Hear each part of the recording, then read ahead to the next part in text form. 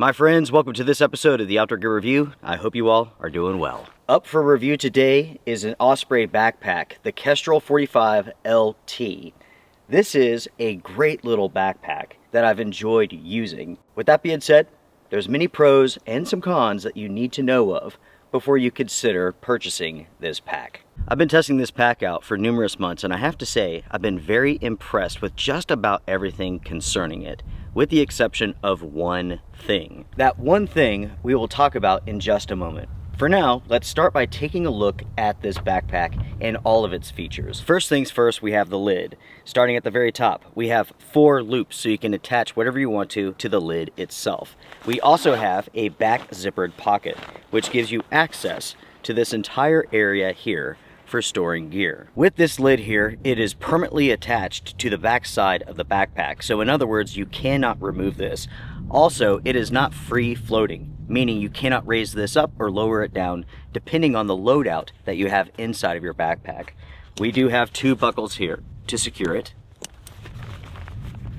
And on the inside, we have a zippered mesh pocket, along with a clip for your keys. If you're wearing this backpack, this is the right side. So on the right side, we have a compression strap with a buckle that attaches to this front pocket. We'll talk more about this front pocket in just a moment. What we have here on the side is a stretchy hydration sleeve. So you can put water bottles inside of this. You can put gear inside of this if you want to. Here on the side, you have an access point so that you can angle your water bottles so that you can easily grab them when you're wearing this backpack. Down at the bottom, you have a compression strap. If you turn this pack around, you have basically the same features plus one. We have the compression strap with the buckle that attaches to the front pocket. We have the stretchy hydration sleeve. We also have the second access point for that hydration sleeve. Down at the bottom, we have the compression strap, but this one has a buckle on it. And that's because up here, we have a zipper that allows you to open up this backpack. This allows you to open up this pack in a really strange way. If you undo these compression straps for the bottom of the pack and continue to unzip this, this gives you a sort of makeshift side access point. This is interesting, and how useful this is depends on how well you pack this backpack. Looking at the front of the pack, you have this large sleeve here. You also have a rain cover that is included with this backpack. I tend to keep it in this pocket because it's easier to access instead of using the dedicated rain cover pocket, which is down at the bottom. When this pack is full and you need to get this out, that can be a little bit of a struggle. That's why I keep it here, so I can easily access it. This pocket here is rather large. It goes from the top basically all the way down to the sleeping bag compartment. Speaking of the sleeping bag compartment, this is the same zipper that gives you access to the side of the pack. This has 3 zippers on it, so you can access it from the side and also from over here. So if you want to access the sleeping bag compartment, you can do this. You do have to disconnect these 2 compression straps. Down here, we have the rain fly pocket. Above the sleeping bag compartment, we have numerous straps for attaching gear. Going up even further, we have 2 more loops. When looking at the back of the backpack, we have a grab handle up here at the top. Here we have a hydration port if you decide to run a hydration bladder inside of this pack. We have the harness system, load lifters, numerous straps, sternum belt. Everything here is adjustable as you would expect. We have the waist belt down here. Each side has its own dedicated zippered pocket. The waist belt naturally is fully adjustable. When it comes to the torso system, that too is also adjustable. We have lots of mesh, lots of foam, plenty of gaps to promote ventilation. Moving to the inside of the backpack, there's not a whole lot to talk about. You have the expandable lid with a draw pull up at the top. You have a hydration bladder on the inside that can support up to 3 liters. You also have a hydration bladder support hook. And folks, that is all. Before I start with my list of pros and cons concerning this backpack, let's go over some stats. First, this is available in numerous colors: black, green, and blue. This is the green color. You can find this in multiple sizes: 28 liters, 35 liters, 45 liters, and 65 liters. This was designed for backpacking purposes, namely shorter duration trips. where 45 liters offers enough capacity for your adventure. Speaking of which, again, this is a 45 liter backpack, and the torso system can be adjusted from 18 inches to 22 inches. The waist belt measures 30 inches all the way up to 50 inches. When it comes to the materials, this is made with a 300 denier polyester that features a ripstop and also a water repellent treatment. The pack also has YKK zippers. Concerning the frame system, we have an internal steel frame that is combined with the AirScape back panel padding. It measures 26.8 inches by 13.4 by 11.8 inches wide. And the weight of this backpack is surprisingly high at 4 pounds 3 ounces. Concerning the weight limit, Osprey does not state this information, so I can give you all my best estimate based upon my use and my experiences with this backpack. The max loadout that I've carried in this system is 30 pounds, and at 30 pounds, it was very comfortable. I loaded it up to 35, and I began feeling the system stress a little bit. 35 in a pinch is what I believe is accurate for this system. If you go up to 40 pounds, you're certainly hitting the upper end of what this was designed to carry. And lastly, my friends, this backpack cost $200. Now everyone, let's talk about the pros and cons that I have with this backpack after many months of use. Speaking of use, I've used this for backpacking purposes. I have also used this for moto camping purposes. Load up the backpack, put it on, hop on my motorcycle, and take off. For both purposes, this has worked really, really well. The first positive that we have to talk about is comfort. With 30 pounds loaded up inside of this backpack, it is incredibly comfortable to wear.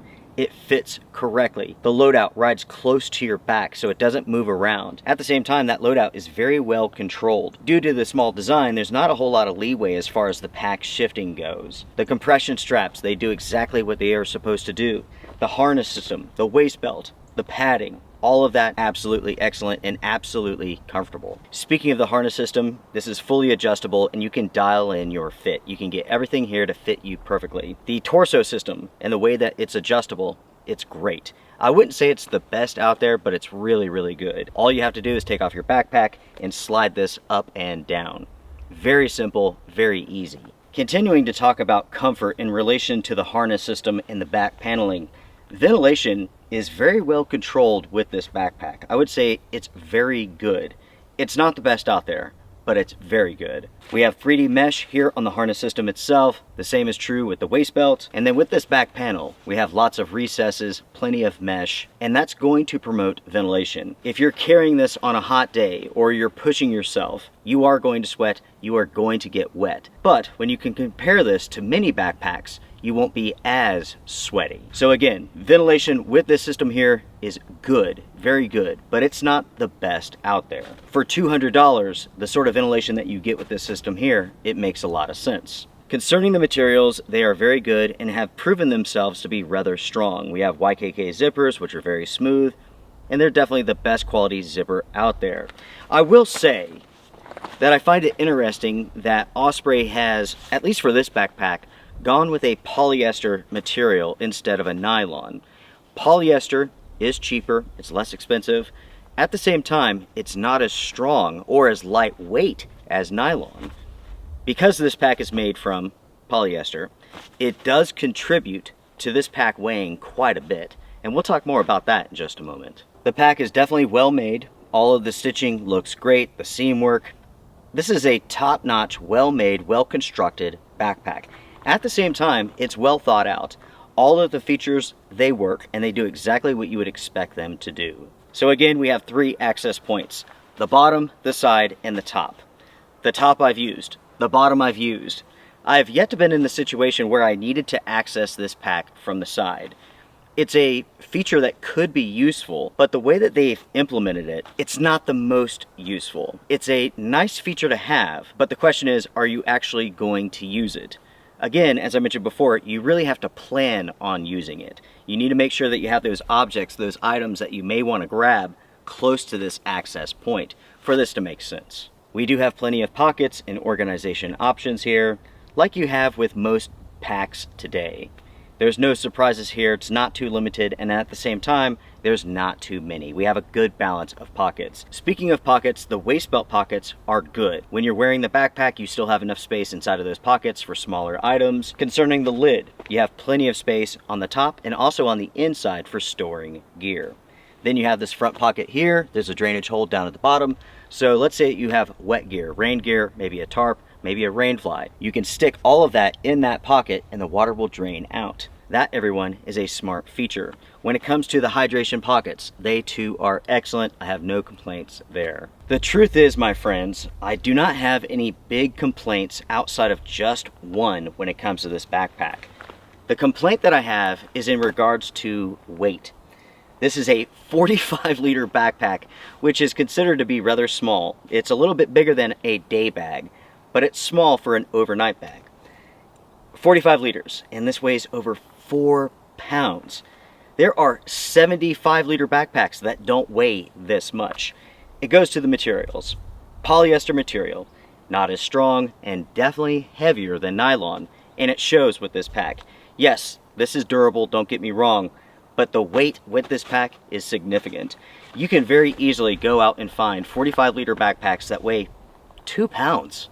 This weighs double that. It's over 4 pounds, and it's noticeable. It's noticeable in the sense that if you grab this backpack and pick it up, you're going to think to yourself, oh, it's not that heavy.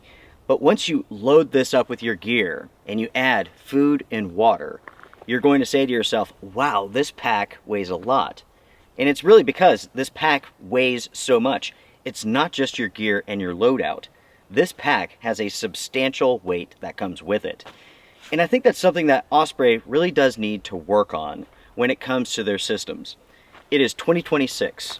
The company needs to begin figuring out how to drop the weight of these backpacks, because the rest of the industry is moving on from ultra heavy designs. Their packs are just as comfortable carrying heavier loadouts while being lighter weight. This is an area that I would highly recommend Osprey to look at and possibly address. They got the designs down. But again, it's 2026. It's time that they brought these weights down, because 45 liters, 4 pounds, that's a lot of weight for such a small backpack. Something else, this is the LT version of this backpack, which stands for lightweight, but yet it's not lightweight. So my question for Osprey is this: if 4 pounds for a 45 liter is lightweight to them, what do they consider to be heavy? Because to average individuals like us, 4 pounds is a substantial amount of weight for such a tiny backpack. Going back to the materials, I do think it's a little bit strange that the company has gone with a polyester instead of a nylon. The company's been known for using the best of the best when it comes to materials for the longest time. Polyester is generally reserved for lower end backpacks, budget-friendly backpacks. This is $200 for a 45 liter. I'm not sure if polyester is the best choice when you're offering this pack, again, for 200 bucks. And that, my friends, is something to think about. Make sure to comment down below and share your thoughts. What do you all think about this backpack? 45 liters, 4 pounds, $200. If you found this episode helpful or at least entertaining, please hit the thumbs up. I do appreciate it. I purchased this backpack with my own money, and that's because this channel is agenda free. I'm not here to sell products. I'm not here to sponsor products and do stuff like that. This channel is all about sharing information with you all so you can decide what you want to do with your own money. And that is all. With that, I'm done. Take care, be well, strength and honor. See ya.